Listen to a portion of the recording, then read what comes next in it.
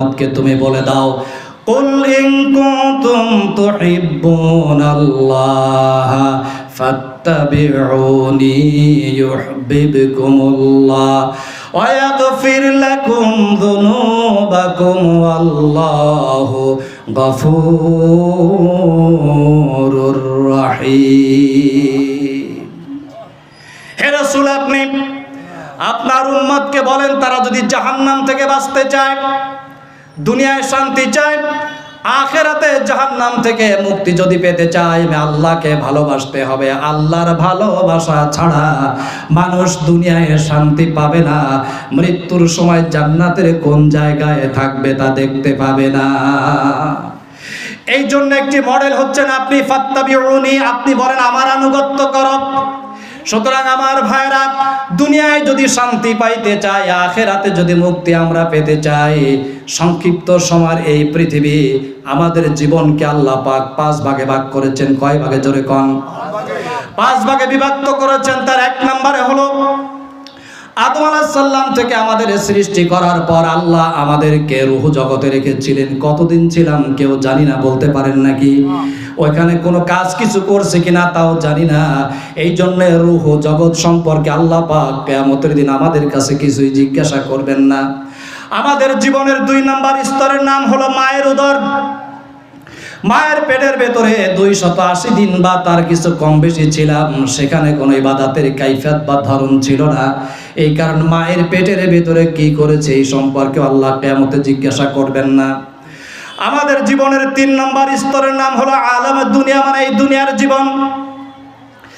4 নম্বর স্তরের নাম হলো মরণ থেকে হাসরে আল্লাহর সামনে দাঁড়াবার আগ পর্যন্ত জীবন। এইটারে কবর বলে। আলাদা একটি জীবন। দুনিয়া জীবন থেকে যখন মানুষ আলাদা হয়ে যায়, এটাকে আরবিতে মৃত্যু বা মাউত বলা হয়। মাউত বা মৃত্যু শব্দের আরেকটা বাংলা হলো পর্দার আড়ালে চলে যাওয়া। মৃত্যু যখন হয়ে যাবে, হাসরে আল্লাহর সামনে দাঁড়াবার আগ পর্যন্ত আরেকটা জীবন। আল্লাহর সামনে দাঁড়াবো হাসরে, ওইটা আরেকটা জীবন। আল্লাহ কোরআন শরীফের ভেতরে ওই জীবন সম্পর্কে বলে দিয়েছেন, ওয়াইদাল কুবুর বু'থিরাত, কবর থেকেই তোমাদেরকে আল্লাহর দরবারে দাঁড় করিয়ে দেওয়া হবে। এই যে 5টি জীবনের ভেতরে 3 নম্বর জীবনের নাম কি বলেছি? জোরে বলেন। 3 নম্বর জীবনের নাম কি? দুনিয়া। আবার খেয়াল করে শোনেন, আমাদেরকে আল্লাহ পাক সৃষ্টি করে প্রথম রাখছিলেন রূহ জগতে, তারপরে রাখছিলেন মায়ের উদরে, এরপরে আনছেন কোথায়? এরপরে আনছেন এই দুনিয়ার জীবনে। দুনিয়ার জীবনটাও আল্লাহ রাব্বুল আলামিন 5 স্তরে ভাগ করে দিয়েছেন। কয় স্তরে? জোরে বলেন, কয় স্তর? 5 স্তরের প্রথম নাম্বার হলো ব্যক্তিগত জীবন, 2য় নাম্বার হলো পারিবারিক জীবন, 3য় নাম্বার সামাজিক জীবন, 4র্থ নাম্বার রাষ্ট্রীয় বা রাজনৈতিক জীবন, 5ম নাম্বার হলো আন্তর্জাতিক জীবন। এখন আপনারা ভাবেন তো, আমাদের এই দুনিয়ার জীবন 5 ভাগের বাইরে আর কোনো ভাগ আছে নাকি? যদি থাকে একটু হিসাব করে আমারে বলেন। যদি থাকে সেটা যে কোনো না যে কোনো একটা ভাগের সাথে মিলে যাবে। প্রিয় ভাই সব আমার, দুনিয়ার জীবনকে নবীজি বলেছেন মাজরাতুল আখিরাহ, পরকাল কামাই করার জন্য ক্ষেত। এই দুনিয়ার জীবন, দুনিয়ার হায়াত আমাদের 2 তরিকায় পার হয়ে যায়। হয় গুনার দিক দিয়ে পার হয়ে যায়, না হয় নেকির দিক থেকে পার হয়ে যায়। হয় জান্নাত কামাই করতে করতে পার হবে, না হয় জাহান্নাম কামাই করে দুনিয়ার হায়াত শেষ হয়ে যাবে। 2টার যে কোনো একটা পথে আমাদের হায়াত শেষ হয়ে যাবে। এই কারণে রাসূল করিম সাল্লাল্লাহু আলাইহি ওয়াসাল্লাম বলেছেন, সাহাবায়ে কেরাম, কোরআন শরীফের আয়াত নাজিল হয়ে গেল নবীজির উপরে, ফানদির আশিরাতাকাল আকরাবিন। এই আয়াত নাজিল হয়ে গেল। নবীজিকে আল্লাহ ডেকে বলছেন, হে রাসূল, দুনিয়ার হায়াত শেষ হয়ে যাচ্ছে মানুষের, আপনি আপনার পরিবারবর্গ, আত্মীয় স্বজনদেরকে পরকাল সম্পর্কে ভয় দেখান। নবীজির উপরে আয়াত যখন নাজিল হয়ে গেল, রাসূল তখন মক্কায় অবস্থান করছিলেন। মক্কার কুরাইশদেরকে ডেকে রাসূল বললেন, ইয়া মাশারা কুরাইশিন ইশতারু আনফুসাকুম লা উগনি আনকুম মিনাল্লাহি শাইআ।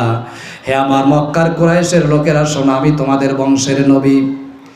আমি তোমাদের কারো ভাইপো, কারো ভাই, কারো রক্তের বিভিন্ন সম্পর্কের মানুষ। আমি নবী তোমাদেরকে বলি, কিয়ামতের ময়দানে আমল খারাপ হওয়ার কারণে যদি আল্লাহর দরবারে আসীম হয়ে যাও, লা উগনি আনকুম মিনাল্লাহি শাইআ, জাহান্নাম থেকে বাঁচানোর ব্যাপারে আল্লাহর দরবারে তোমাদেরকে আমি কোনো কথা বলতে পারবো না। আল্লাহর নবী তার নানার বাড়ির দেশের লোকদেরকে ডেকে বললেন, ইয়া আব্দে মানাফ, লা উগনি আনকুম মিনাল্লাহি শাইআ, আমার নানার গোষ্ঠীর লোকেরা শোনো, সারা পৃথিবীর মানুষেরা শোনো, কিয়ামতের ময়দানে আল্লাহর দরবারে যদি আসামি হয়ে যাও, আমি তোমাদেরকে কোনো উপকার করতে পারবো না।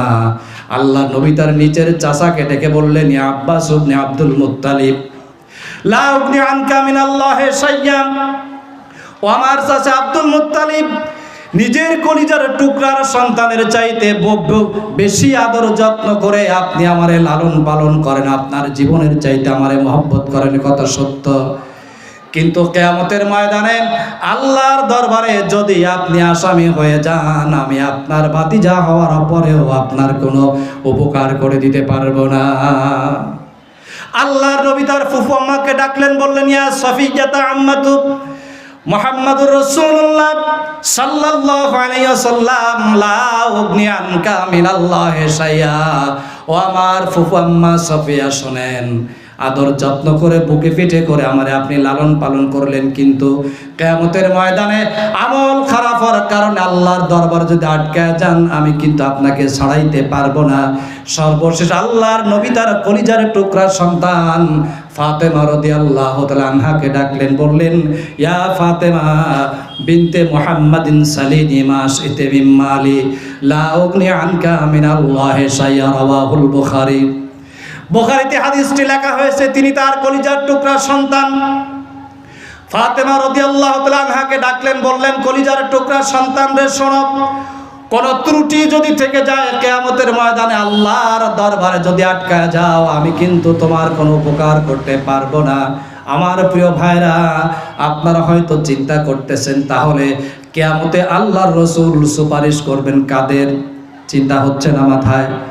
এই চিন্তা তো সকলের হচ্ছে, তাহলে আল্লাহর নবী সুপারিশ কাদেরকে করবেন? তার মানে হলো, নবীজি বলেছেন, কিয়ামতের ময়দানে সীমাহীন নাফরমানি করে যদি আল্লাহর দরবারে দাঁড়াও, আমি কিন্তু তোমাদেরকে কোনো সুপারিশ করব না। নাফরমান বান্দাগুলি যখন আল্লাহর সামনে দাঁড়াবে, আল্লাহ যখন ডাক দিবেন, বলবেন, ইকরা কিতাবাক, সারা জীবন যা করেছো তা পড়ো, সে ব্যক্তি তার আমলনামার ডান হাতে ডান পাশে যা তা পড়বে। কারণ আমাদের আমলনামা দুই তরিকায় লেখা, ডান পাশ দিয়ে আল্লাহ ভালো কাজ যা করি তার ডান পাশ দিয়ে লেখা হয়, গুনাহ যা করি তা সব বাম পাশ দিয়ে লেখা হয়। কিয়ামতে আল্লাহ যখন তেলাওয়াত করতে বলবেন, বান্দা তখন ডান পাশের ভালো কথাগুলি তেলাওয়াত করে দাঁড়ায়া থাকবে, বাম পাশের কথাগুলি সে পড়তে চাইবে না। সে দেখবে যে বাম পাশের কথাগুলি আমি যদি এখন পড়ি, তাহলে অপরাধ যা করেছে আল্লাহর সামনে তা প্রকাশ হয়ে যাবে, জাহান্নামে চলে যাব। সে তখন আল্লাহর সামনে দাঁড়ায়া মিথ্যে কথা বলবে। কি বলবে? কবরে মিথ্যে কথা বলতে পারবে না। আল্লাহর সামনে দাঁড়ায়া সে বলবে, আল্লাহে রব্বিনা মা কুন্না মুশরিকিন, আয় আল্লাহ তোমার কিরে, আল্লাহে আল্লাহর কসম, আমার আমলনামায় যে গুনাহগুলি লেখা হয়েছে, আমি মুশরিক ছিলাম না, আমি নাশকরগুজার বান্দা ছিলাম না, আমি অপরাধগুলি করি নাই, আমাকে জাহান্নামে দেওয়ার জন্য ফেরেশতারা হিংসা করে লিখে দিয়েছে। কি শয়তান চিন্তা করছেন মানুষ! যারা আল্লাহর সামনে দাঁড়ায় মিথ্যে কথা বলবে, এরা আদালতে মিথ্যে কথা বলবে, আল্লাহর ঘর মসজিদের ভেতরে মিথ্যে কথা কবে। এদেরকে আপনি যাই কিছু বললেন না, কোনো কোরআন শরীফ পাতার উপর দেবেন, তাও মিথ্যে কথা বলবে এরা। এই মিথ্যুক আল্লাহ বলছেন, খতামাল্লাহু আলা কুলুবিহিম ওয়া আলা সামইহিম ওয়া আলা আবসারিহিম গিশাওয়া, এদের অন্তর ধ্বংস করে দেওয়া হয় যেন জাহান্নামে চলে যায়। সেই জন্য মিথ্যা বলা থেকে নিজেকে ফারেক রাখতে হবে। আসছে ওই দিকে, তার ভিতরে সময় শেষ হয়ে যায় কিনা আল্লাহই ভালো জানে। প্রিয় ভাই সব আমার, নবী করিম সাল্লাল্লাহু আলাইহি ওয়াসাল্লাম বলেন, ইউসলিহ লাকুম আমালাকুম ওয়া ইয়াগফির লাকুম যুনুবাকুম, আমলকে পরিশুদ্ধ করে নাও, আল্লাহ তোমাদের পাপ মাফ করে দিবেন। আল্লাহ পাক মৃত্যুবরণের সময় জান্নাতের কোন জায়গায় থাকবে